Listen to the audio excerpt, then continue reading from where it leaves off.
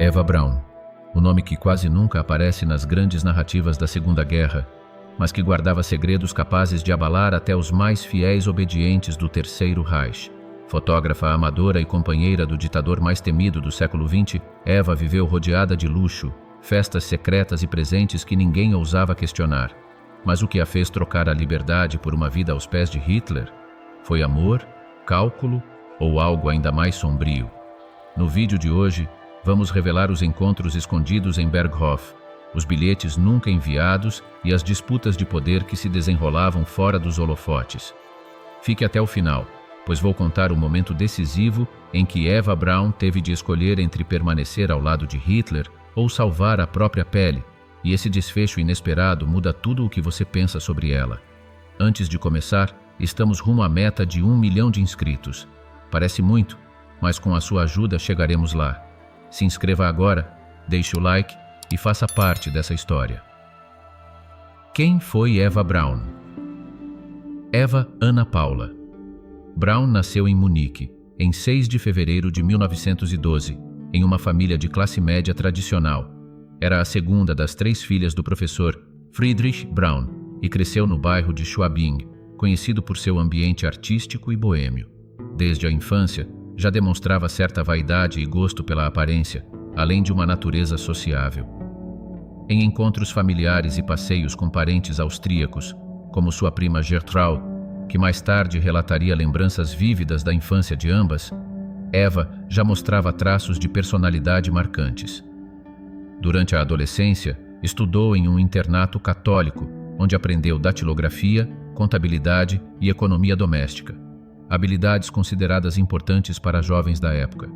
Aos 17 anos, começou a trabalhar como assistente em uma loja de fotografia em Munique. Lá, seu destino cruzou com o de Heinrich Hoffmann, fotógrafo oficial de Adolf Hitler.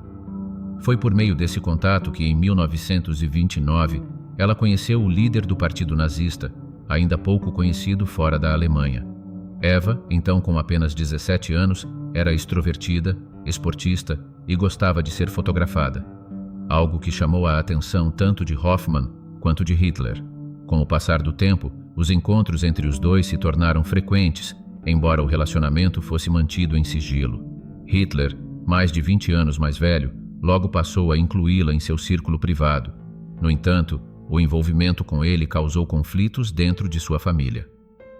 A atmosfera rígida em casa e o caráter reservado do relacionamento contribuíram para o sofrimento emocional de Eva, levando-a a tentar o suicídio 2 vezes.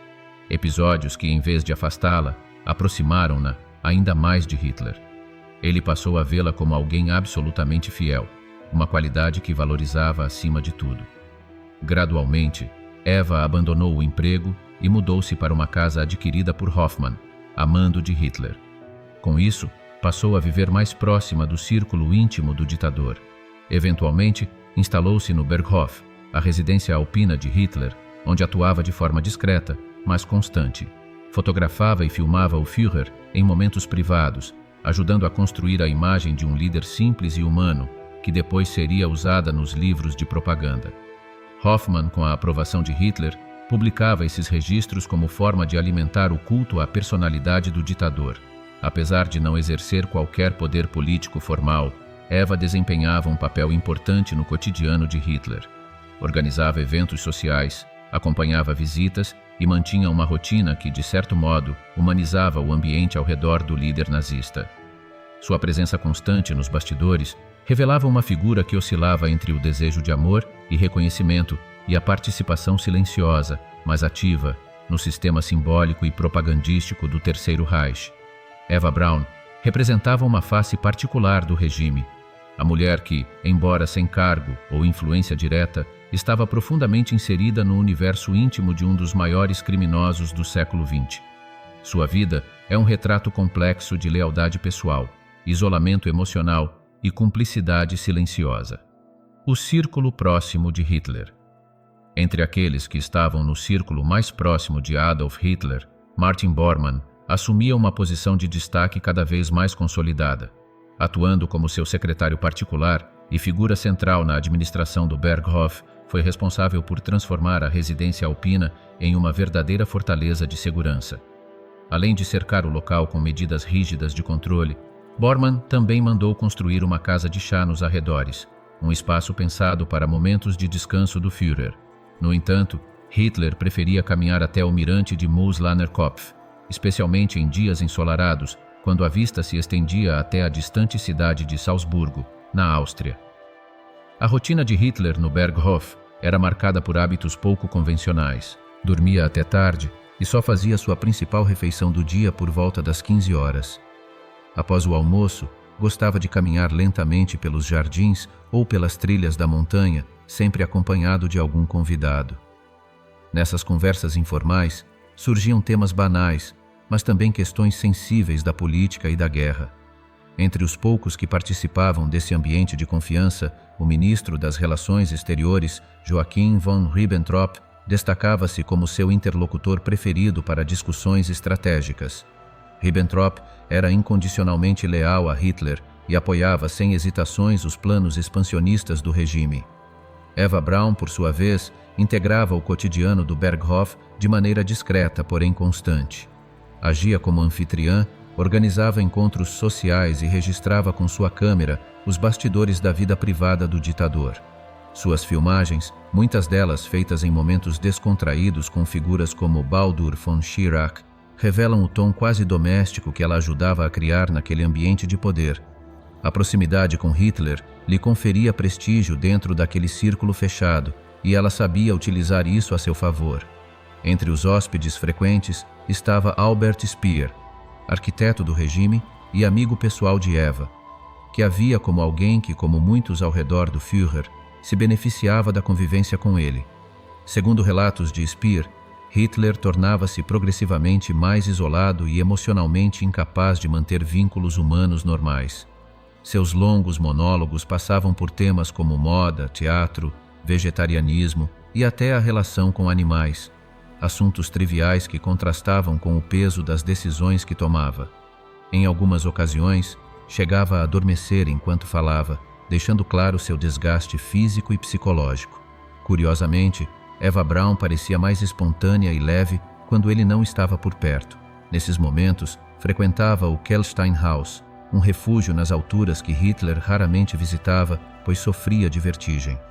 O clima aparentemente estável do Berghof foi abalado em 1938 por uma crise conjugal entre Joseph e Magda Goebbels. Magda, esposa do ministro da Propaganda, buscou apoio direto de Hitler ao descobrir o caso do marido com a atriz tcheca Lida Barová. Diante do escândalo, Hitler interveio pessoalmente, exigindo que o relacionamento extraconjugal fosse encerrado e que o casal restabelecesse a imagem de unidade familiar, não por motivos afetivos, mas por conveniência política. Apesar da tentativa de manter sua relação com Eva Braun longe dos olhos do público, algumas imagens sugerem um vínculo quase conjugal entre os dois. O álbum pessoal de Eva, por exemplo, incluía registros íntimos e detalhes do cotidiano, como o cardápio vegetariano exclusivo preparado para Hitler. Essas evidências reforçam a ideia de uma convivência mais próxima do que a propaganda oficial admitia. Em 1939, ano marcado por conquistas territoriais como o Sarre, os Sudetos e a Áustria, Hitler vivia o auge de sua popularidade na Alemanha. No entanto, sua obsessão pela guerra começava a traçar os primeiros contornos da derrocada. Nesse período, permitiu que Eva Braun viajasse com Albert Speer para uma estação de esqui. Segundo o próprio Speer, ela se divertiu como nunca, dançando com jovens oficiais durante a madrugada, em um raro momento de liberdade.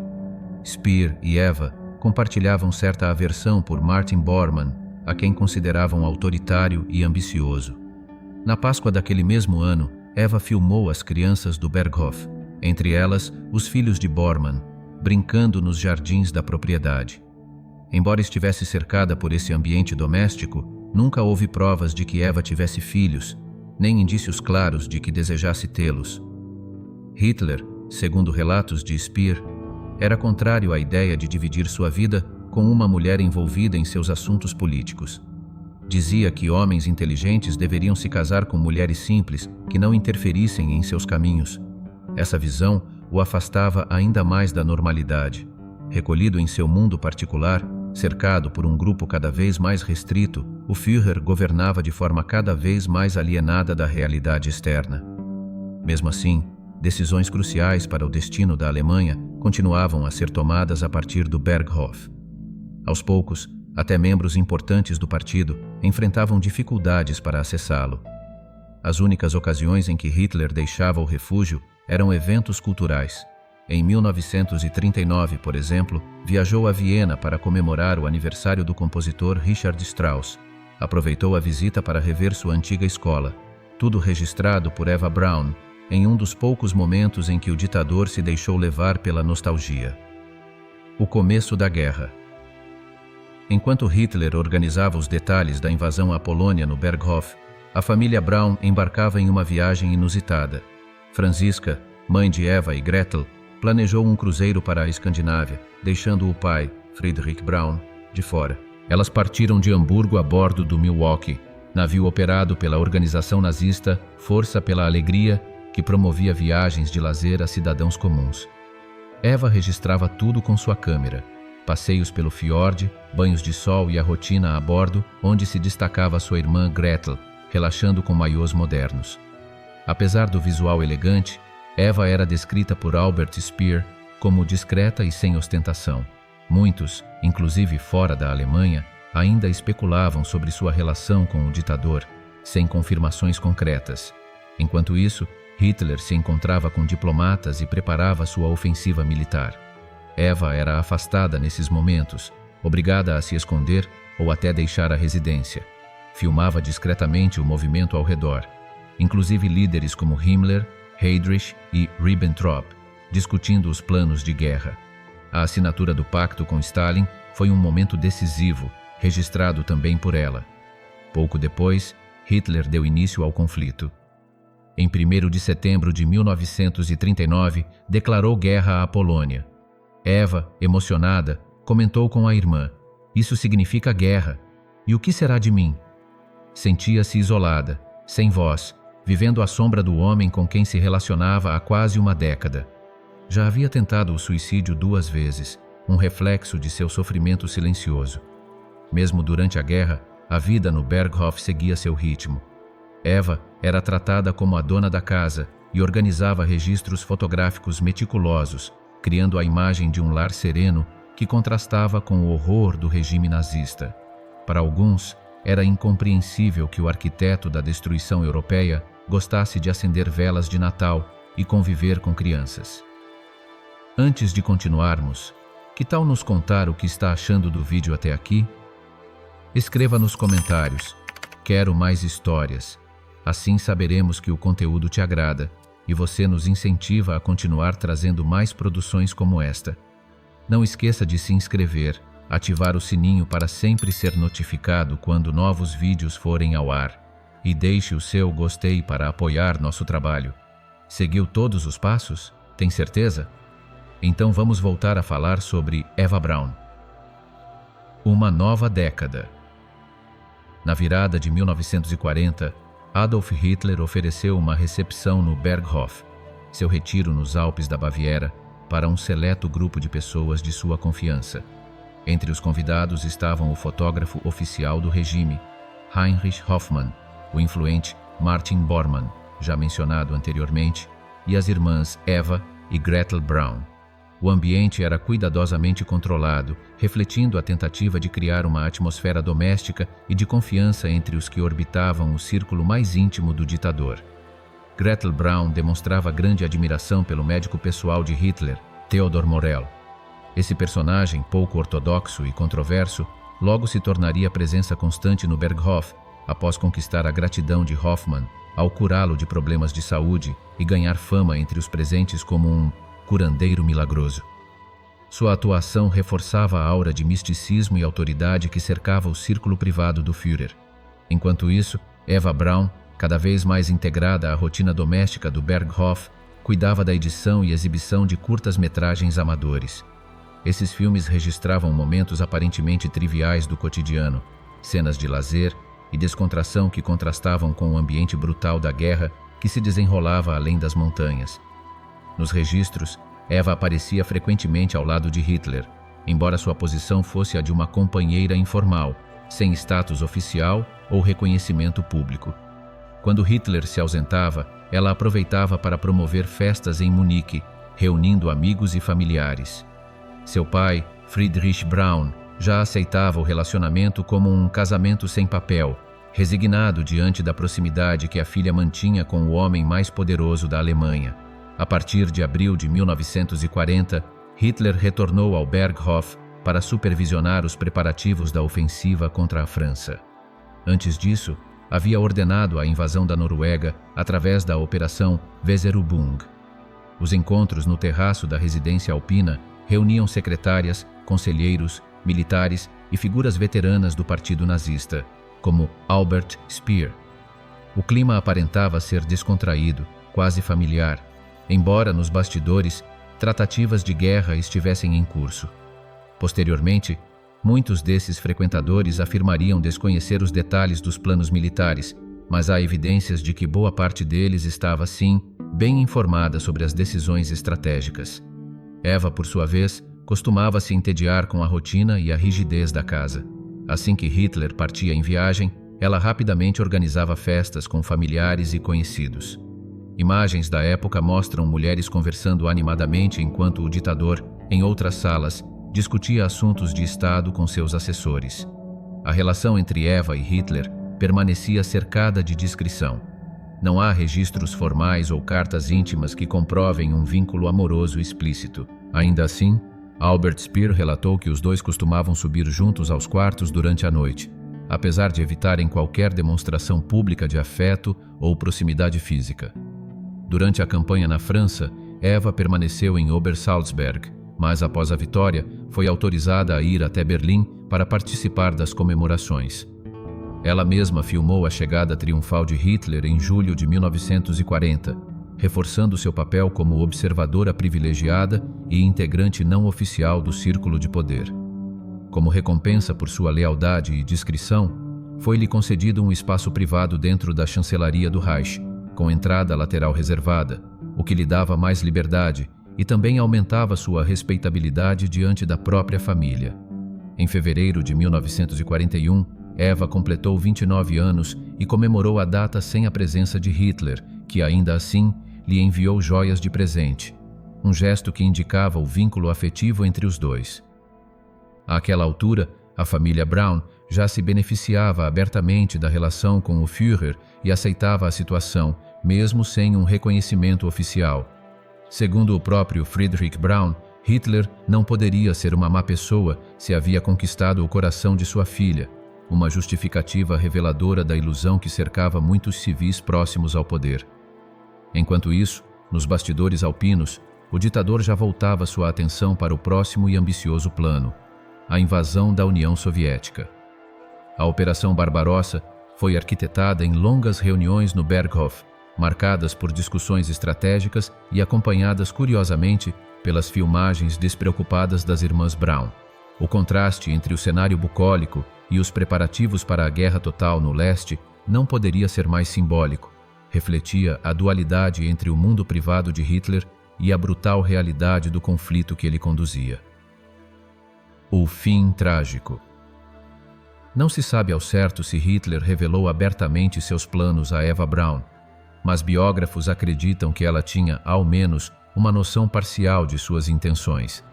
Enquanto o ditador sonhava com a destruição do judaísmo bolchevique e a rendição britânica após a queda da União Soviética, o cotidiano no círculo íntimo ao seu redor seguia uma aparência de normalidade. Eva registrava momentos ao lado de Hitler, muitas vezes posando com crianças ou amigos próximos, imagens que depois serviriam como propaganda para humanizar o líder nazista. Apesar do horror crescente nas frentes de batalha e da intensificação do extermínio de judeus, Eva levava uma vida confortável. Viajou com a família e amigas pela Itália, visitando ruínas antigas e desfrutando de passeios que contrastavam fortemente com a realidade brutal da guerra. Em seus vídeos pessoais, surgia sempre sorridente, como se vivesse isolada da tragédia que se espalhava pelo continente. A partir de 1942, com os reveses militares e o desgaste de Hitler, o clima mudou. Ele se tornava mais rígido e pessimista, enquanto o círculo íntimo ainda tentava manter aparências. Eva, por sua vez, demonstrava sinais de frieza e arrogância, inclusive com a própria família, segundo relatos. Mesmo com a guerra se agravando, ela e os Braun ainda desfrutaram de uma última viagem à Itália, onde passaram semanas em um balneário, alheios à ofensiva alemã no Cáucaso. Após a derrota em Stalingrado, Hitler começou a admitir que o fim do Reich se aproximava. A guerra tomava um rumo irreversível e a violência contra judeus se intensificava. Ainda assim, Eva permaneceu ao seu lado.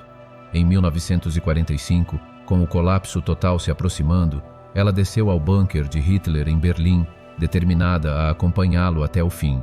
Lá, em meio ao caos e ao cerco soviético, casaram-se em uma breve cerimônia e, pouco depois, cometeram suicídio. Eva tomou veneno. Hitler atirou em si mesmo. Seus corpos foram queimados por ordem dele, na tentativa de evitar a profanação.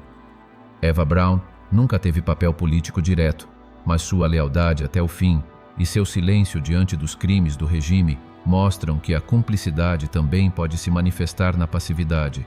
Sua presença discreta na cúpula do nazismo é um lembrete sombrio de que o mal se alimenta não apenas da ação, mas também da indiferença.